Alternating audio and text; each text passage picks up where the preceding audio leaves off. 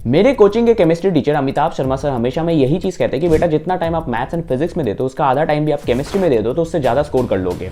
But maximum लोग chemistry को ignore करते हैं क्योंकि उनको लगता है ये रटने वाला सब्जेक्ट है, बट वो ये नहीं समझते हैं कि आप इस पे अगर कम टाइम में शॉर्ट नंबर स्कोर कर सकते हो। और इनफैक्ट अगर हम लास्ट 3-4 ईयर्स का पेपर एनालिसिस भी देखोगे तो आपको पता चलेगा कि मैथ्स का जो लेवल है वो बढ़ता ही जा रहा है और मैथ्स में एक डिसेंट परसेंटाइल स्कोर करना बहुत टफ है, कितना ही आप मैथ्स अच्छा स्कोर कर लो। बट अब प्रॉब्लम तब आती है कि अगर स्टूडेंट केमिस्ट्री करना भी चाहता है तो ऑर्गेनिक केमिस्ट्री, इनऑर्गेनिक केमिस्ट्री उसको कैसे याद करे। ऑर्गेनिक केमिस्ट्री में बहुत सारे रिएक्शंस हैं, क्वेश्चंस नहीं बनते हैं। इनऑर्गेनिक केमिस्ट्री में बहुत सारी चीज़ें जो एक्सेप्शंस में आते हैं उनको कैसे याद रखें, ये सारे प्रॉब्लम्स हैं। और इनफैक्ट फिजिकल केमिस्ट्री में भी कैसे फॉर्मूलाज यूज़ करें, कुछ चैप्टर जैसे इलेक्ट्रोकेमिस्ट्री बहुत बच्चों को टफ लगता है, ये सारे प्रॉब्लम्स हैं। तो आज इस वीडियो में मैं सारे प्रॉब्लम्स का सॉल्यूशन लेके आया। मैं आपको बताऊंगा कि ये बचे हुए टाइम में अप्रैल अटेम्प्ट में कैसे अच्छा मार्क्स स्कोर कर सकते हो अपने केमिस्ट्री में, कैसे शॉर्ट नंबर बुक कर सकते हो और कौन कौन से अभी हमें टॉपिक्स है ऐसे जो जनवरी अटेम्प्ट के बेसिस में मैं आपको बताऊंगा कि अगर आप वो टॉपिक्स पे फोकस कर लो तो सही रहेगा। बाकी सारे रिसोर्सेज PYQ से लेके शॉर्ट नोट्स, फॉर्मूला शीट सब कुछ मैं शेयर करूंगा। वीडियो स्टार्ट करते एक हाई मोटिवेशन के साथ। जो भी आपका टारगेट है कमेंट सेक्शन में लिख दो, वेदर इट्स 99 परसेंटाइल, 98 परसेंटाइल, जो भी है जेईई मेंस में। So let's start this video. अब आते ही ये जो जनवरी का पेपर हुआ है इस पे बहुत सारे आपको चेंजेस दिखाई दिए। जैसे आप ये चैप्टर्स देख सकते हो, मैं 1 by 1 सारे चैप्टर्स आपको बताऊंगा और उसके साइड में आपको दिखाई दे रहा है कि जनवरी 2025 में कितने क्वेश्चंस पूछे गए टोटल शिफ्ट का एवरेज लेके, और 2021 से लेके 2024 का कितना एवरेज आउट करके कितने क्वेश्चंस पूछे जाते हैं नॉर्मली। अब देखो आपको चैप्टर्स की लिस्ट दिखाई दे रही है। सबसे पहले देखो कोऑर्डिनेशन कंपाउंड में अगर हम बात करें तो इस बार जो एवरेज आउट आप देखोगे 2 क्वेश्चन पूछा गया और नॉर्मली 1.7, मतलब इस पे ये तो बहुत मोस्ट इंपॉर्टेंट टॉपिक्स में रहता ही है तो इस पे ज़्यादा बात नहीं करेंगे। फिर आते हैं मोल कॉन्सेप्ट। मोल कॉन्सेप्ट में इस बार चेंजेस दिखाई दिए कि आप देख पा रहे हो कि एवरेज जो है 1.7 के समथिंग और आता है जनरली 1.2 के अराउंड। तो मोल कॉन्सेप्ट से क्वेश्चन ज़्यादा आए तो आपको डिफिकल्टी इसलिए हो गया क्योंकि कैलकुलेशन वाले क्वेश्चन ज़्यादा थे। फिर हाइड्रोकार्बन्स, इलेक्ट्रोकेमिस्ट्री आप देखोगे, इलेक्ट्रोकेमिस्ट्री बहुत सारे बच्चे इग्नोर करते हैं क्योंकि इसमें कैलकुलेशन भी होता है और थोड़ा टफ साइड में लगता है फिजिकल केमिस्ट्री में। और आप देखोगे इससे 1.4 के अराउंड वेटेज है और 0.9 का वेटेज था पहले के 2021 और 2024, तो इसका वेटेज बढ़ा है।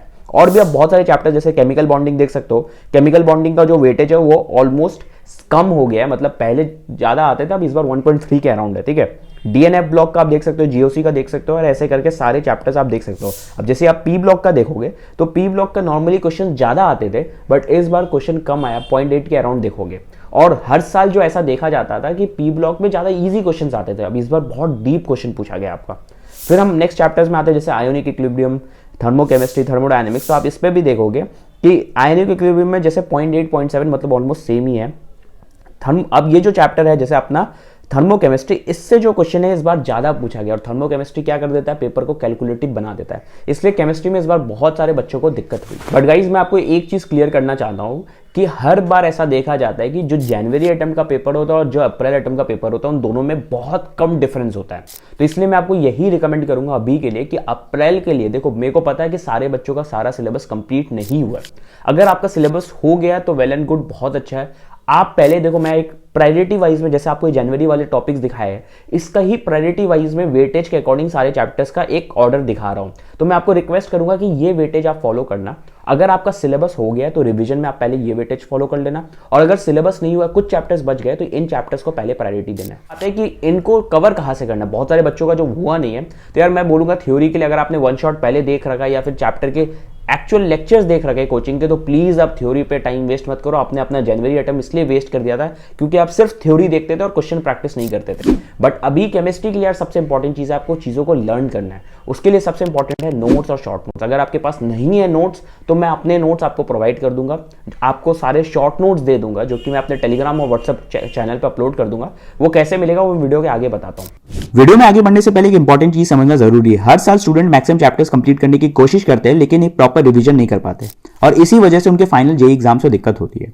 रिवीजन एक क्रूशियल पार्ट है प्रिपरेशन का। एक स्टडी भी यही कहती है कि जो चीज आप बार बार देखते हो वो आपके दिमाग में ज्यादा देर तक रहती है। तो बेस्ट रिवीजन स्ट्रैटेजी क्या है? Flash cards. फ्लैश कार्ड्स एक सिंपल और इफेक्टिव टेक्निक है। आप एक तरफ क्वेश्चंस लिखते हो और उसके दूसरी तरफ उसके आंसर्स लिखते हो। और क्या आपको पता है आज के टाइम पे फ्लैश कार्ड्स बनाना और भी इजी हो गया डिजिटली क्विजलेट ऐप की मदद से। आपको सिर्फ क्विजलेट ऐप ओपन करना है, नीचे प्लस आइकन का ऑप्शन दिख रहा होगा, फिर स्टडी गाइड ऑप्शन में जाकर फ्लैश कार्ड्स क्रिएट करना है।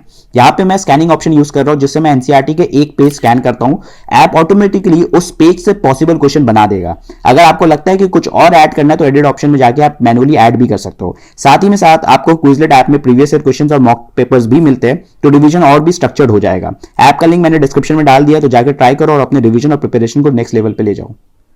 बाकी यार सारे चैप्टर्स का मैंने ना केमिस्ट्री के जो इंपॉर्टेंट चैप्टर है जैसे ऑर्गेनिक केमिस्ट्री के और इनऑर्गेनिक केमिस्ट्री के, उसके मैंने एनसीईआरटी हाइलाइट्स बनाए, क्योंकि एनसीईआरटी से बहुत सारे क्वेश्चंस डायरेक्टली रिपीट होते हैं और बहुत सारे बच्चे इस बार बोर्ड्स दे के आ रहे हैं, तो उनको बहुत अच्छे तरीके से एनसीईआरटी ग्रिप अच्छा हो गया है। बट ड्रॉपर स्टूडेंट को एनसीईआरटी हाईलाइट की नीड हो सकती है, तो वो भी मैं अपलोड कर दूंगा, जो आपको वीडियो के आगे बताता हूँ। अब आते हैं वीडियो के सबसे इंपॉर्टेंट पार्ट में, विच इज सॉल्विंग। क्या सॉल्व करना है। तो देखो यार, इस बार ऐसा देखा गया था कि जो पेपर पैटर्न है वो 2020 के अराउंड में पेपर पैटर्न हो गया, जो आपको पता है, और पेपर का जो क्वेश्चन का लेवल था वो भी उसी टाइप में था 2020, 2021, 2022 में जैसे क्वेश्चंस पूछे जाते थे।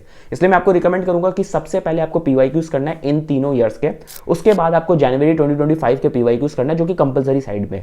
ये सब होने के बाद इफ यू गेट टाइम आप बाकी पीवाईक्यूज कर सकते हो, but this are the important ones जो आपको सबसे पहले करना है। और मैं आपको बोलूंगा बाकी और क्वेश्चंस पे अभी टाइम वेस्ट मत करो, क्योंकि पीवाईक्यूज ही सबसे इंपॉर्टेंट चीज है जो आपको सबसे ज्यादा हेल्प करे। बाकी गाइस, केमिस्ट्री के लिए, स्पेशली ऑर्गेनिक केमिस्ट्री के लिए सारे जो भी रिएजेंट्स है, जितने रिएजेंट्स हैं उन सबके रिएक्शंस, कौन कौन से रिएक्शंस है, बाकी ऑर्गेनिक केमिस्ट्री के सारे इंपॉर्टेंट मटेरियल्स, फिजिकल केमिस्ट्री के लिए फॉर्मूला शीट जो कि बहुत इंपॉर्टेंट होता है, शॉर्ट नोट्स, ये सब कुछ मैं अपने टेलीग्राम चैनल और व्हाट्सएप चैनल पे अपलोड कर दूंगा जैसे ही आप इस वीडियो पे 500 लाइक से ज़्यादा क्रॉस करते हो।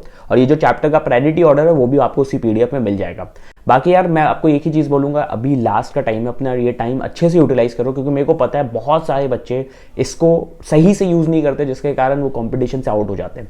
बट मैं आपको बोल रहा हूँ, अगर आप सही से पढ़ाई करते हो, डेली 13-14 आवर्स, 15 आवर्स, जितना ज़्यादा दे सकते हो देते हो, तो आप डेफिनेटली एक अच्छा परसेंटाइल स्कोर कर सकते हो। बाकी कुछ भी कंफ्यूजन है तो वीडियो के कमेंट सेक्शन में लिखना, because I reply each and every doubt of yours. So that's it for this video. Thanks for watching.